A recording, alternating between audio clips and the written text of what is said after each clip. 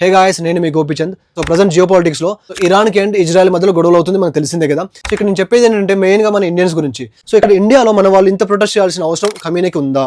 అసలు ఎంత అవసరమా? 2019 లో పుల్వామా అటాక్ అయింది అండ్ 2025 లో పహల్గామ్ అటాక్ అయింది. అప్పుడు ఇంతలా రియాక్ట్ అయ్యారా? అప్పుడు ఇంతలా వచ్చి ప్రొటెస్ట్ చేశారా? ఇక్కడ చనిపోయిందంతా మన ఇండియన్స్ కదా, వాళ్ళ మీద కదా మనం ప్రొటెస్ట్ చేయాల్సింది. అంతేగాని ఎవరో బయట వ్యక్తి చనిపోతే ఆయన మీద ప్రొటెస్ట్ చేయడం ఏంటి? ఆయన ఐడియాలజీ మీద ప్రొటెస్ట్ చేయడం ఏంటి? నిజంగా ఆయన అంత గొప్ప వ్యక్తి అయితే ఇంట్లో కూర్చొని బాధపడండి, అంతేగాని రోడ్ల మీద వచ్చి ప్రొటెస్ట్ చేయడం ఏంటి? ఫస్ట్ మనం అందరం ఇండియన్స్, దాని తర్వాతనే ఈ మత పిచ్చి, ఈ కుల పిచ్చి. మన ఇండియా ప్రజల మీద ఏమైనా ప్రాబ్లం వస్తుందంటే ఫస్ట్ మనం రియాక్ట్ అవ్వాలి, అది కదా కావాల్సింది. సో మన ఇండియాలో కూడా చాలా గొప్ప గొప్ప ముస్లిమ్స్ ఉన్నారు, వాళ్ళ గురించి పిల్లలకి ఎడ్యుకేట్ చేయాలి. ఎగ్జాంపుల్ చూసుకుంటే ఏపీజే అబ్దుల్ కలాం గారు. ఇప్పుడు కూడా మనం మాట్లాడుకుంటున్నాం అంటే ఎందుకు?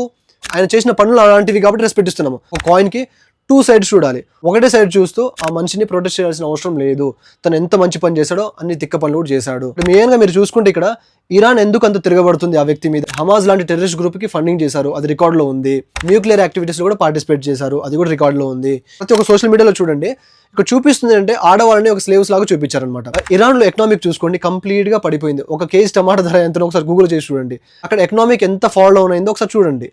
ఫాల్ డౌన్ అయినప్పుడు తప్పకుండా అక్కడ ఉండే ప్రజలు వాయిస్ రేజ్ చేస్తారు. అక్కడ ఉండే ప్రజలు తనకు చాలా వ్యతిరేకంగా ఉన్నారు. ఒక కంట్రీ ఇంకో కంట్రీ మీద రియాక్ట్ అవ్వాలంటే అంత ఈజీ కాదు, చాలా పర్మిషన్స్ ఉండాలి, చాలా పెద్ద తలనొప్పులు ఉంటాయి అవన్నీ. లేకపోతే ఒకసారి జియో పాలిటిక్స్ డెప్త్ గా చదవండి, అప్పుడు అర్థమవుతుంది మీకు. మెయిన్ గా నేను చెప్పేది ఏంటంటే, అతను మీ ప్రవక్త అవ్వచ్చు, సో మంచిది, మేము చాలా రెస్పెక్ట్ ఇస్తున్నాం ఆయనకి. సో ఒక ప్రవక్త అంటే ఎలా ఉండాలంటే అవతల వ్యక్తిని హాని కలిగించొద్దు.